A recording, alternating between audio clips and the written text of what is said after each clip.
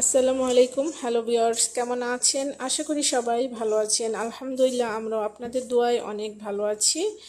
তো সবাইকে রমজান মোবারক। বরাবরের মতো প্রিয় দর্শক, আবারও চলে আসলাম একটি রেসিপি নিয়ে।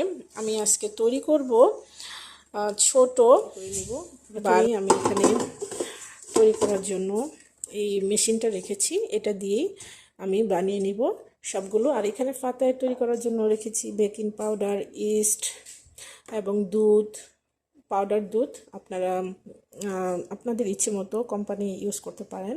আর তেল, লবণ, আর এখানে আছে ময়দা। দিয়ে দিচ্ছি 1 চামচ পরিমাণ ইস্ট এবং দিয়ে দিচ্ছি 1 চামচ পরিমাণ বেকিং পাউডার। এখন দিয়ে দিচ্ছি 4 টিস্পুন পাউডার দুধ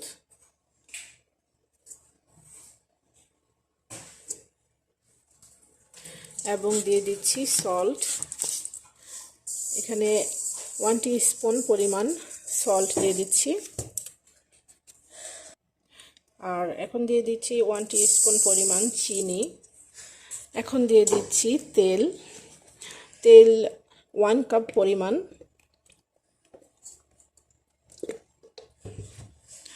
আর এখন দিয়ে দিব 1 কাপ পরিমাণ পানি।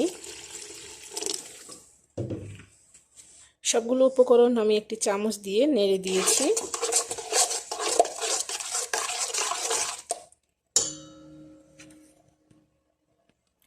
তো এখন দিয়ে দিচ্ছি ময়দা। এখানে 1 কেজি ময়দা আছে।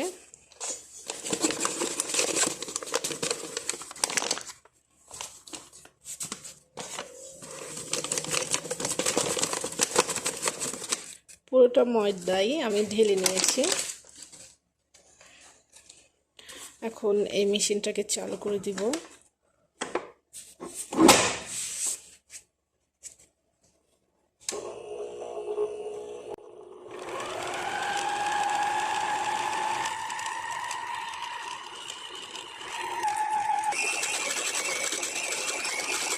প্রিয় দর্শক, আমি 2 থেকে 3 মিনিট এই ডোটাকে মেশিনে রেখেছি। তো এখন আমি দেখছি নরম হয়েছে কিনা। এখনো হয়নি, অনেক সফট হবে।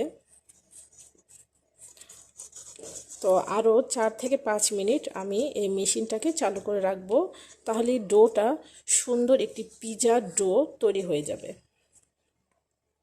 তো প্রিয় দর্শক, তৈরি হয়ে গিয়েছে, এই ডোটা কমপ্লিট হয়ে গিয়েছে। তো এখন আমি দেখাচ্ছি। প্রিয় দর্শক, দেখতে পাচ্ছেন একদম সফট হয়ে গিয়েছে। এখন বানানোর উপযুক্ত হয়ে গিয়েছে, পিৎজা বানানোর। তো আমি এটাকে নামিয়ে নিব। একদম সফট হয়ে গিয়েছে। এই ডোটা যত সফট হবে পিৎজাটা এবং যেই ফাতায়ের আমরা অন্যান্য আইটেম বানাবো এটা দিয়ে, ততই টেস্টি এবং মজাদার হবে। তো খুব সফট করে এই ডোটাকে তৈরি করে নিতে হবে। তো এই ডোটা আমি এখন 10 মিনিটের জন্য রেস্টে রেখে দিব।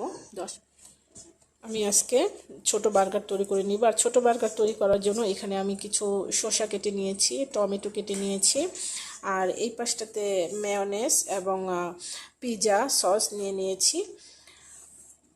তো এখন আমরা ছোট বার্গার বানানো শুরু করে দিচ্ছি। চলুন দর্শক, দেখা যাক। তো আমি অল্প কিছু খামিরা নিয়ে নিয়েছি এখান থেকে ছোট বার্গার তৈরি করার জন্য।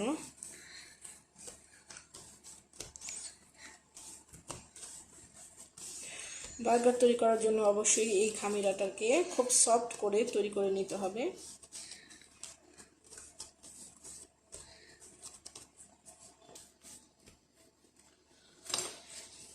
তো একটি ছুরির মাধ্যমে আমি এরকম ছোট ছোট করে সাইজ করে কেটে নিচ্ছি।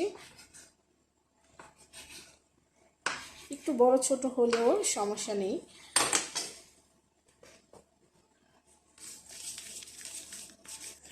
প্রিয় দর্শক, এখানে আমি বলের মতো করে 3টি নিয়ে নিয়েছি। আর ইফতারির সময় খুব কম থাকে, তাই আমি একসাথেই 3টি এইভাবে বটে নিচ্ছি। এখানে সুন্দর হয়ে লেগে গিয়েছে, দেখতে পাচ্ছেন। এখান থেকে আমি একটি একটি করে উঠিয়ে তেলের ভিতরে দিয়ে দিব। যাদের হাতে একদম সময় নেই তারা এই পদ্ধতিটা ব্যবহার করতে পারেন। এখন আমি এগুলোকে তেলে ভেজে নেব। তেল দিয়ে দিচ্ছি। আর এই বার্গারগুলোকে অবশ্যই ডুবো তেলে ভেজে নিতে হবে। তেলটা একটু গরম হলেই আমি একটি একটি করে ছেড়ে দিব। তো আমি প্রথমেই ছেড়ে দিচ্ছি। আর তেলটা বেশি গরম করা যাবে না, একদম মিডিয়াম গরম। দেখতে পাচ্ছেন অবশ্যই তেলটা আমি বেশি গরম করে নিইনি।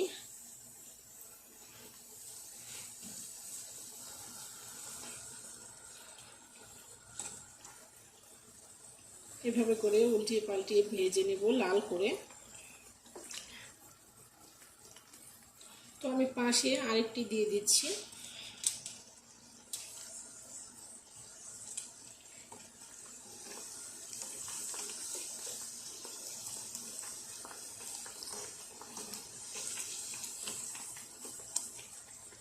তো প্রিয় দর্শক দেখতে পাচ্ছেন এই দুইটা হয়ে গিয়েছে। ঠিক এরকম লাল হলে আমি উঠিয়ে নিব।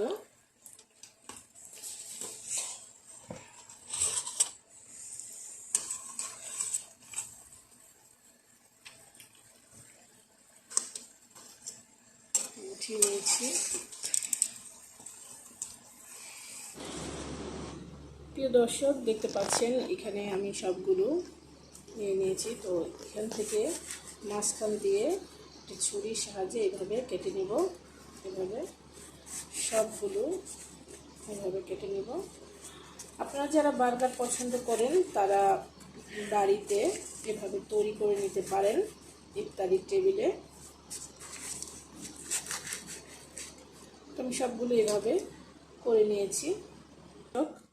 এখানে আমি নিয়ে নিয়েছি 4 টিস্পুন মেয়োনেজ এবং নিয়ে নিয়েছি পিৎজা সস 4 টিস্পুন।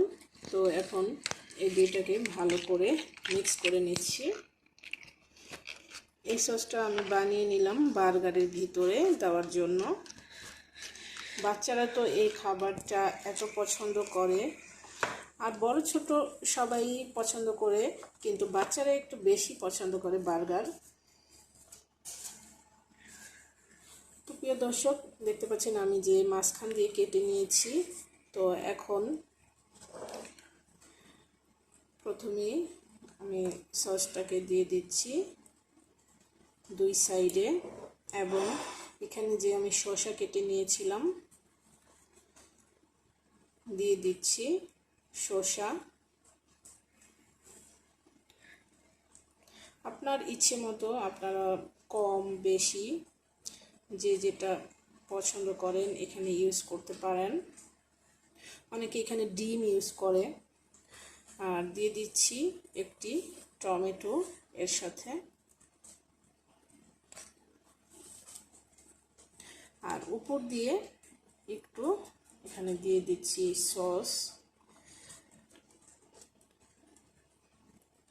প্রিয় দর্শক দেখতে পাচ্ছেন তৈরি হয়ে গিয়েছে স্মল বার্গার।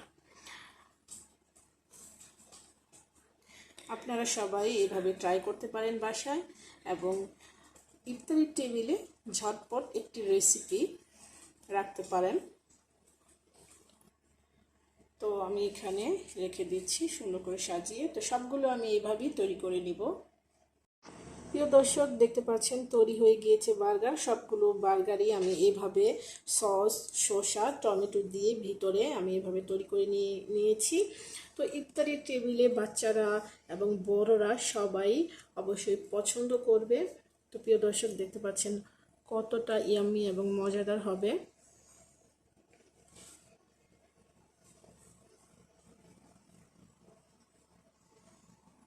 আমার রেসিপিটা যদি আপনাদের কাছে ভালো লেগে থাকে আমার চ্যানেলটাকে সাবস্ক্রাইব করবেন এবং সবার সাথে আমার রেসিপিটাকে শেয়ার করবেন। তো প্রিয় দর্শক আজকে এ পর্যন্তই। সবাই ভালো থাকবেন। আল্লাহ হাফেজ।